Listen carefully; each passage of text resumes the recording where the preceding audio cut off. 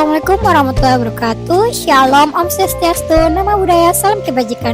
Halo guys, perkenalkan nama saya Nabila Anggraini dengan NPM 0204241176 dari Prodi Manajemen Fakultas Ekonomi dan Bisnis Universitas Khairul Ternate. Nah teman-teman, di video kali ini kita akan membahas tentang siklus penyusunan laporan keuangan.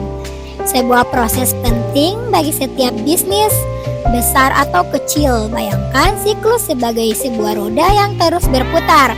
Siklus penyusunan laporan keuangan juga demikian. Ini bukan proses sekali jalan, melainkan berulang kali setiap periode akuntansi, biasanya setiap bulan, kuartal, atau tahun.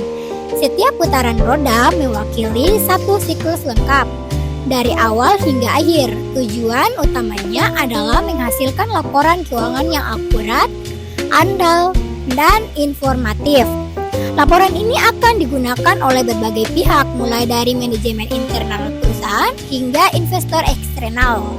Tanpa pemahaman yang baik tentang siklus ini, perusahaan bisa kesulitan dalam pengambilan keputusan, perencanaan strategi, dan bahkan bisa menghadapi masalah hukum. Siklus penyusunan laporan keuangan terdiri dari beberapa tahapan utama. Mari kita bahas satu per satu. Tahap pertama adalah pengumpulan data. Ini melibatkan pencatatan semua transaksi keuangan yang terjadi selama periode tertentu. Setiap transaksi didukung oleh bukti yang valid seperti faktur, kwitansi, dan bukti transfer. Data ini bisa berupa penjualan, pembelian, pengeluaran, penerimaan, dan lain sebagainya. Ketelitian dalam tahap ini sangat penting karena akan berpengaruh pada akurasi laporan keuangan selanjutnya. Setelah data terkumpul, langkah selanjutnya adalah pengelolaan data.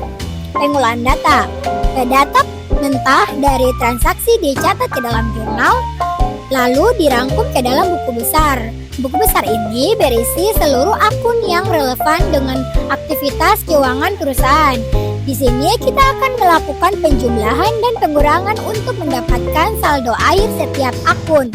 Sebelum penyusunan laporan keuangan, kita perlu melakukan penyelesaian. Ini untuk memastikan bahwa semua pendapatan dan biaya yang terjadi dalam periode tersebut telah dicatat dengan benar. Ada dua jenis penyesuaian utama, yaitu penyesuaian akural dan penyesuaian deferral. Penyesuaian akural untuk mencatat pendapatan atau biaya yang sudah terjadi tetapi belum dicatat, sementara deferral untuk mencatat pendapatan atau biaya yang sudah dicatat tetapi belum terjadi.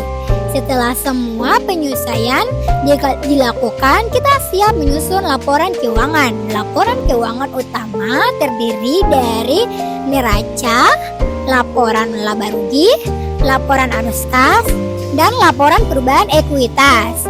Neraca menunjukkan posisi keuangan perusahaan pada titik waktu tertentu yang dimiliki, yaitu aset, apa yang dihutangi, yaitu kewajiban, dan berapa modal pemilih atau ekuitas. Laporan laba rugi menunjukkan kinerja keuangan perusahaan selama periode tertentu, berapa pendapatan yang dihasilkan dan berapa biaya yang dikeluarkan. Laporan arus kas menunjukkan aliran kas masuk dan aliran kas keluar selama periode tertentu, dari mana kas berasal dan kemana kas dialirkan. Laporan perubahan ekuitas menunjukkan perubahan pada ekuitas perusahaan selama periode tertentu. Laporan keuangan yang sudah disusun selanjutnya dianalisis dan diinterpretasi. Analisis ini bertujuan untuk memahami kinerja keuangan perusahaan, mengidentifikasi kekuatan dan kelemahan, dan membantu dalam pengambilan keputusan. Analisis rasio keuangan merupakan alat yang sangat berguna dalam tahap ini. Terakhir, laporan keuangan disampaikan kepada pihak-pihak yang berkepentingan. Ini bisa berupa manajemen internal, investor, kreditur, dan pihak regulator. Penyampaian laporan keuangan harus dilakukan secara tepat waktu dan transparan. Jadi, siklus penyusunan laporan keuangan merupakan proses yang sistematis dan berkelanjutan. Ketelitian dan pemahaman yang baik tentang setiap tahapan sangat penting untuk menghasilkan laporan keuangan yang akurat dan bermanfaat bagi pengambilan keputusan yang tepat.